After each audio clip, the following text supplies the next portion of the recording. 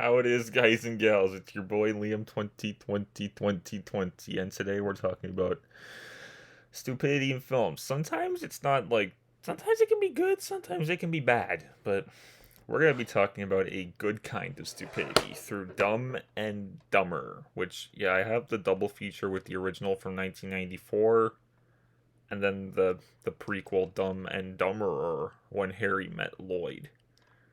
So I had picked this up because I hadn't seen this one. And it's not. I mean, they're all decent, but their stupidity kind of works, like, and why it's kind of funny. But basically, the film starts with Lloyd Christmas, played by Jim Carrey, one of my favorite actors. He's talking to this Australian woman, or that's what they say in the film.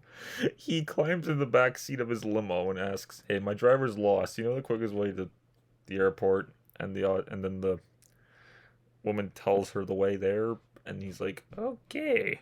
So then he rolls the window up, puts on his hat, climbs in the front seat, and starts driving because he was actually a limo driver. And then we get this, like, the song "Boom Shakalaka," which I actually own that song, but I'm not gonna play it because of copyright. But yeah, then we see Lloyd's friend Harry Dunn, played by Jeff Daniels, who's dressed as a dog, and he walks to his dog van. Yes, his van is literally a dog. That is so funny. I wish they explained how he made that van. It be... So then he picks up the dogs and he's just feeding them, and then we cut back to Lloyd, who picks up Mary Swanson, played by Lauren Holly. And he falls in love, and then he gets in the limo, and they start driving to the airport, which then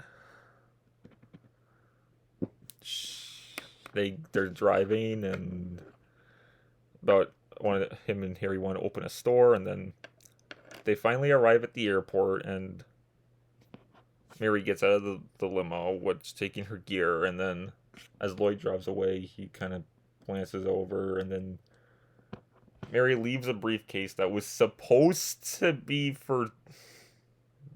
bill money, but Lloyd thinks that it's something else, and he immediately gets out of the car while Joe Manolino and I think the lady. I'm gonna check on Wikipedia real quick to see what their name was. It was Joe Manolino and the woman, but obviously Lloyd grabs the briefcase before they can and starts running towards the flight. Oh, J.P. Shea is their name. So Lloyd runs to the gate and realizes, like, hold the plane. It's like, I'm the limo driver. And he runs in the gate, which, here's how the stupidity works. You think the plane is still there and that Lloyd's going to get on it, but then obviously we wouldn't have the movie if that happened. So instead, the plane has already taken off and he falls onto the floor. He falls out of That's why this works.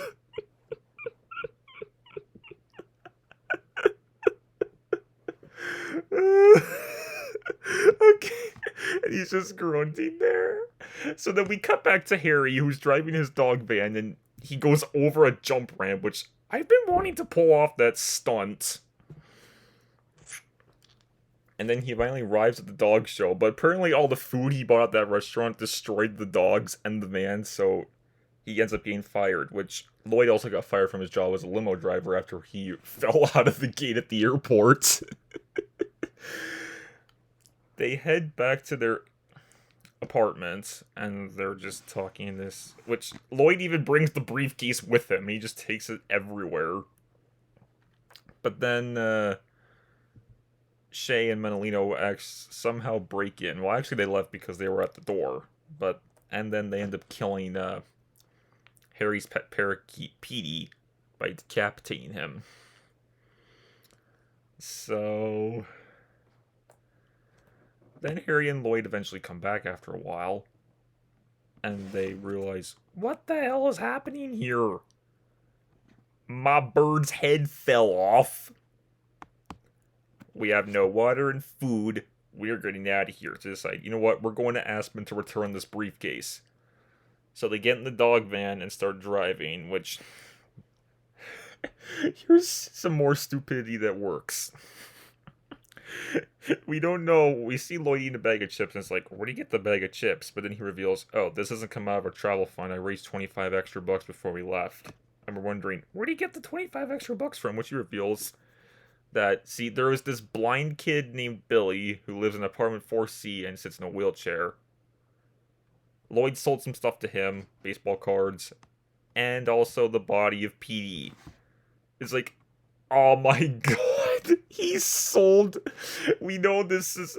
We don't actually see Lloyd selling a dead bird to a blind kid in a wheelchair. That's why this works. It's like, oh my god. And he just put the head on with duct tape. I know, that sounds kind of fucked up when you think about it, but it's not. So then Shay and Menelino decide they're going to wait for Harry and Lloyd, which they eventually pick up Menelino and decide, yeah, we don't really pick up hitchhikers, but they decide to get... I forget the name of the guy who does. I don't know any of these actors' names, but... So then Menelino gets in the van. He's sitting between Harry and Lloyd, who are just so funny, and then Lloyd is like, want to hear the most annoying sound in the world?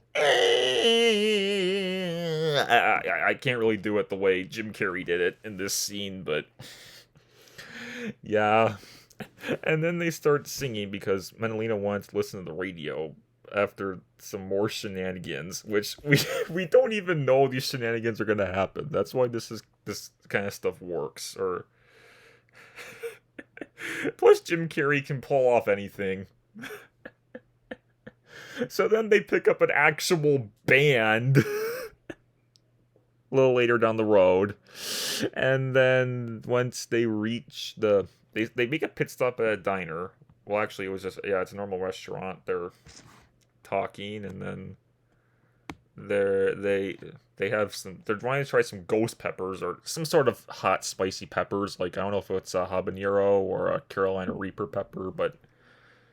It was hot pepper, and then Menelino's like, just have your peppers at the same time, because Harry and Lloyd were like, no, you go first. No, you. No, you. You. So then they both go, and they're obviously burning, and then Menelino leaves to make a phone call, while Harry and Lloyd grab ketchup and mustard and start squirting it into their mouth. Ketchup and mustard. It was like, does that help with spicy food? Because, okay, obviously... Water, you probably know this, but I figured this out. I don't really know science. I keep forgetting what the science behind it is, but water inflames the taste of spicy food, and you actually want to drink milk. I did find that out. So Menelino is talking on the phone to their boss, Nicholas Andre, forget the name, the actor, until a guy is like, dude, you've been hogging up the damn phone booth. Menelino punches the guy in the face. It's like, yeah, that is like... It's like, wow, yeah, that's how you do when you're an important call. Wow. So then Menelino goes back inside the diner, but then it turns out Harry and Lloyd put a bunch of peppers on his burger. He eats the burger, and then he's spicy, but then he falls to the floor. Harry and Lloyd try doing CPR, and they end up giving him pills, which they were actually poisonous pills, and he was going to use those on Harry and Lloyd, but they somehow found those, and then Menelino ends up getting poisoned to death. It's like, what? Okay, I mean, that's also kind of messed up too, but you don't know the rat pills are there until it shows the close-up of them in Harry's hand, or... Was it Harry or Lloyd who was holding the pills? But...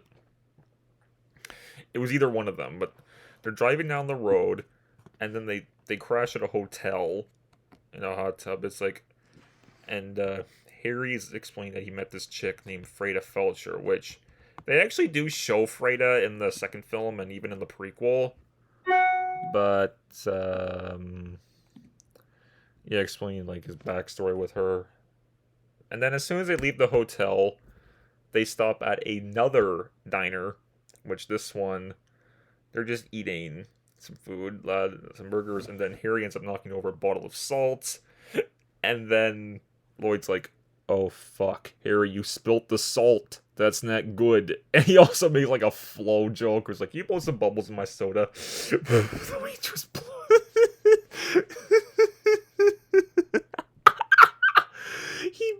and then Harry's like, quick, but then after the bubbles, Lloyd tells him, throw the salt over your shoulder. Harry throws the salt over his shoulder, and we don't know that Seabass, I know that Seabass is played by Cam Neely, he gets up, he walks over to Harry and Lloyd. He's like, you gonna finish that burger? He's like, no. But then Seabass literally ends up hawking. He's like, okay, I'm not really gonna demonstrate on camera in case you guys are disgusted by spit, but you get the point. And then they whip out. Is like, wow. So then Harry and Lloyd decide, yeah, we're gonna take Seabass and the guys with us, but they peel out before Seabass can even get ready. And they're driving down the road, and Lloyd has to pee, but Harry refuses to pull over, so Harry starts giving him bottles to pee in. And then they end up getting pulled over, and no lie, I actually gagged a bit when I first saw this part, and was like, oh god, he's gonna drink out of those, is he? Sure enough, he does drink out of the pee-filled bottles. Only one, just a tiny sip. It's like... You should have just thrown the bottles out the window as opposed to keeping them in the van.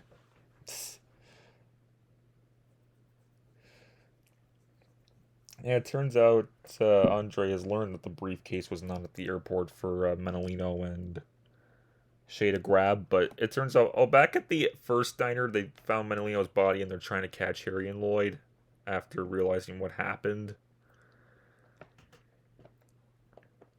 But then a little bit later, after they peel out, Lloyd falls asleep. That's Lloyd's daydreaming as he's driving after Harry ends up falling asleep, but then they make a pit stop at a gas station to refuel. Lloyd goes to use the bathroom while Harry's refueling the van, and more shenanigans happen. See, this stuff we don't know is gonna happen. It's like, oh wow, that's actually kind of funny. There's a right way and a wrong way to perform this, like I've said many, many, many times. Harry's refueling the van, and this lady named, I can't remember her name, but not to be racist, the black lady. That was not a race joke. Lloyd's peeing in the bathroom, and he's reading the graffiti on the walls when he notices one saying, be in the stall, March 25th at 2:15 a.m. sharp. He checks his watch, sees that it's indeed March 25th, 2:15 a.m., and then he hides in the stall and locks it, but then it turns out Seabass followed them from a distance some way, somehow. Or they never explain how Seabass caught up to them, but I don't know what he's going to do to Lloyd in that stall. But then Harry accidentally spills some gas on his foot. And the woman leaves without even giving Harry her number after he yelled, for God's sake, just give me the damn number! Well, plus he set his foot on fire by accident, so that's why we don't think the cigarette's actually going to land next to his foot and light it. So then Harry runs into the bathroom to put out the fire on his foot. And even knocks out Seabass in the process, because it turns out he went to the same stall that Seabass and Lloyd were in. He puts the fire out, and then Lloyd starts driving once they get back in the van. And, yeah. Lloyd went the wrong way.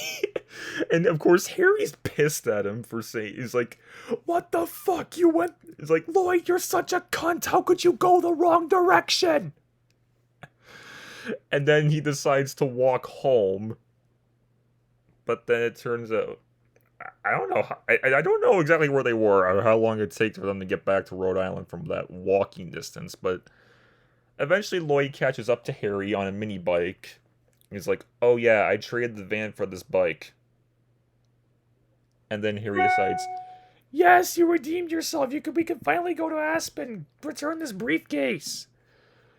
And that's exactly what they do. but it's already cold there.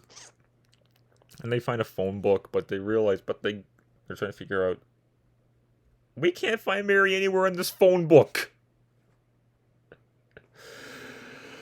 So then they have a campfire that night, and it turns into they end up arguing over each other after it turns out Lloyd was wearing a double pair of gloves on his hands. It's like, oh my god.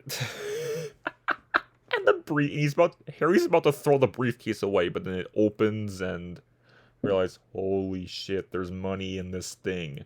And they pretty much just blow all the money on a bunch of stuff. Which, there's a reason why. So after they end up checking into another hotel, Andre and Shay catch up to them. Well, actually, first, they decide to have it. Lloyd ends up having a date with Mary. Turns into a dating war, like they go on a ski lift. I know that's... Well, first it's at a diner. She never shows up. But then Harry ends up stealing it, and he goes on a ski lift with Mary and doing a whole bunch of other activities. He even ends up getting his tongue stuck to the ski lift when they were going skiing. But then Lloyd gets his revenge by putting some Turbo Wax laxative in Harry's coffee, so that when he goes to pick up Mary, he ends up pooping so hard. And it's revealed that the toilet's broken, like it doesn't flush. So then Harry rips the whole we don't know the toilet's gonna be broken. So then he literally rips the whole toilet out and just dumps it out the window. That's too funny. He just dumps it out the damn window. But then, anyways, after more shenanigans, which is kind of funny, that's Lloyd who meets up with Mary in the hotel room, and then Andre arrives saying, oh yeah, we've cut your husband, and Lloyd's like, what? She's married? So then they're handcuffed to the bed, and then Harry eventually runs into the lady that he met at the gas station earlier. And then he heads up to the room and realizes, whoa, what happened here, after Andre puts a gun at him. And then he's thrown on the bed. And after the briefcase is there, Harry and Lloyd are arguing. Andre opens the briefcase, realizes, what? There's nothing in here. What happened?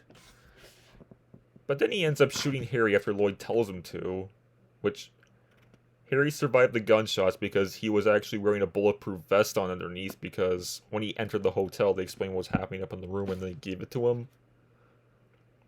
We think Harry's dead after he gets shot by that, but when they reveal he isn't, he has a badge, he even got a gun, which he has stormtrooper aim.